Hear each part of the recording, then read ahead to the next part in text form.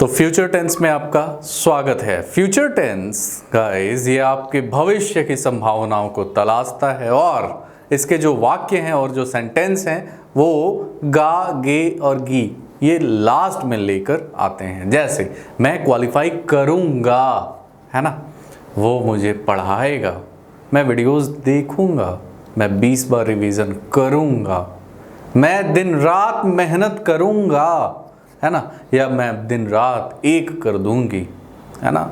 तो जब आप मेहनत, जब आप फ्यूचर, जब आप संभावनाओं की बात करते हैं वहाँ पे फ्यूचर टेंस आता है। और यहाँ पे बहुत ही बड़े खिलाड़ी होते हैं शैल और विल।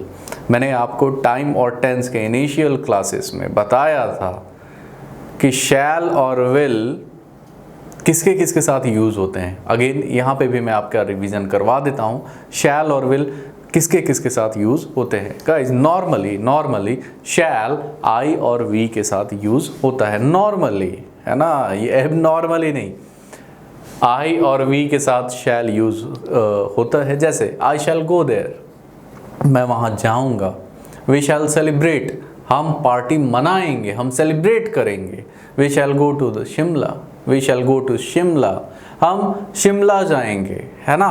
तो शैल कैसे आई और वी के साथ यूज होता है, उसी तरह नॉर्मली विल भी ही, शी, यू, इट, नेम, दे वगैरह वगैरह के साथ यूज होता है। यहाँ पे वी मैंने गलत लिखा है, सॉरी उसके लिए।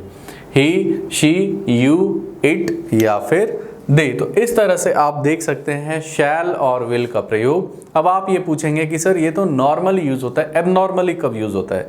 एबनॉर्मली शैल इनके साथ यूज हो सकता है और एबनॉर्मली विल इनके साथ यूज हो सकता है। अगर किसी को धमकी देना है या किसी को जिद करना है। जैसे आइए देखते समझते हैं इसको। हालांकि मैंने आपको प्रीवियस क्लासेस में समझाया हुआ है, अगेन फिर भी रिवाइज कर लेते हैं। अगर आप प्रीवियस रिवाइज करेंगे तो वो बेटर होगा। आई शैल अटेंड योर क्लास, नॉर्मली मैं आपका क्लास अटेंड करूंगा, ये नॉर्मल भाषा में यूज होता है। लेकिन अगर आपने आई विल यूज करते हुए लिख दिया I will attend your class, मतलब उसमें एक जिद आ गया, मैं आपकी क्लास अटेंड करूंगा ही करूंगा, एक स्ट्रॉन्ग डिटर्मिनेशन आ गया, है ना। अगेन धमकी देने के लिए यू शैल बी किल्ड, तुम मार दिए जाओगे, है ना। धमकी दे सकते हैं। यू के साथ नॉर्मली विल होता है, लेकिन अगर आप यू के साथ शैल यूज कर लेते हैं तो यू शैल बी किल्ड, मार दिए जाओगे। तो जब भी इस तरह से आप जाइए उन वीडियोस को देखिए। अभी के लिए इतना ही। फ्यूचर टेंस चलिए आइए स्टार्ट करते हैं। फ्यूचर टेंस की बात की जाए गाइस, फ्यूचर टेंस में अगेन नॉर्मली 4 पार्ट्स में डिवाइड करते हैं, indefinite, continuous, perfect and perfect continuous. हम अभी देखते हैं इस indefinite, continuous, perfect and perfect continuous का जो सेंटेंस स्ट्रक्चर है कैसा होता है। देखिए इंडेफिनिट में गाइस सब्जेक्ट प्लस शैल या फिर विल प्लस वर्ब का फर्स्ट फॉर्म ऑब्जेक्ट के साथ, सब्जेक्ट प्लस शैल या फिर विल प्लस वर्ब का first form plus object. Finally ये एजर्टिव सेंटेंस का मैं बता रहा हूँ। नेगेटिव, क्वेश्चन मार्क यानी कि इंटरोगेटिव, और इंटरोगेटिव नेगेटिव वो मैं धीरे धीरे सारा एक्सप्लेन करूँगा, अभी घबराने वाली बात नहीं है।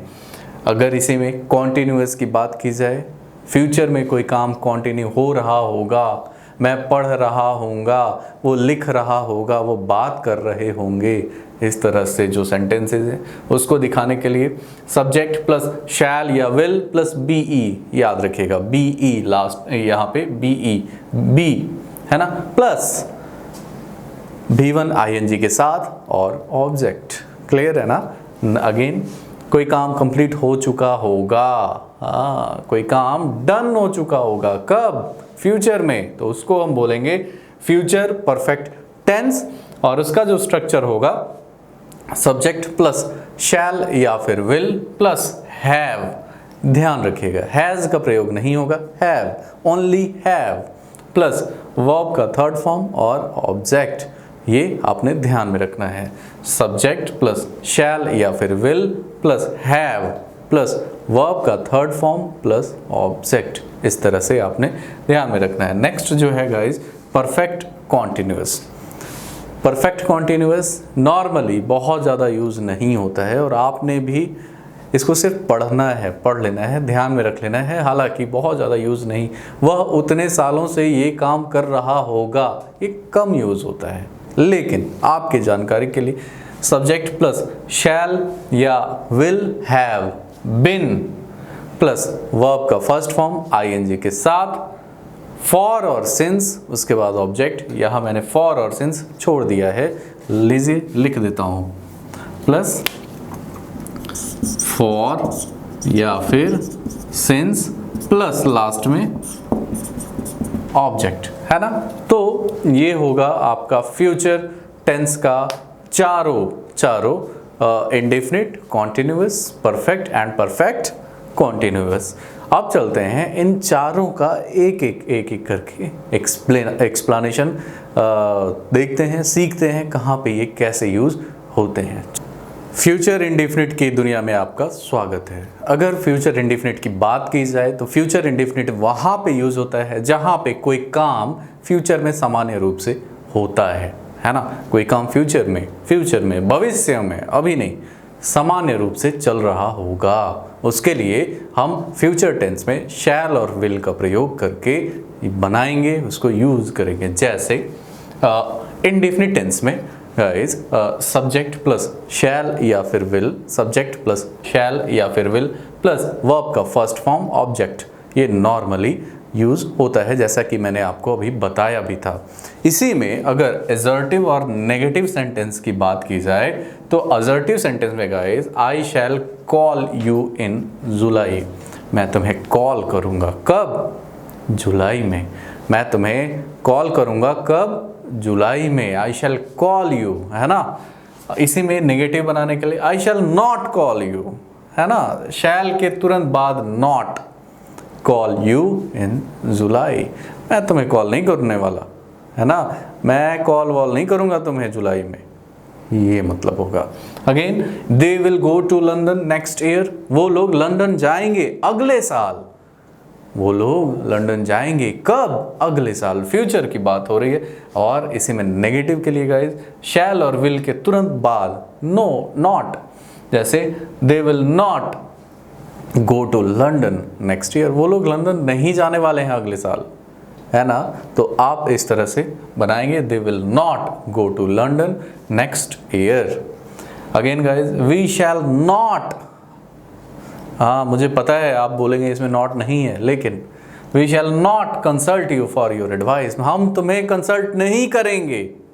Negative assertive we shall consult you for your advice. तो चलते हैं गाइज, इसी में सवाल जवाब जो पूछा जाता है फ्यूचर इंडेफिनिट टेंस में, वो देखते हैं कैसे होगा।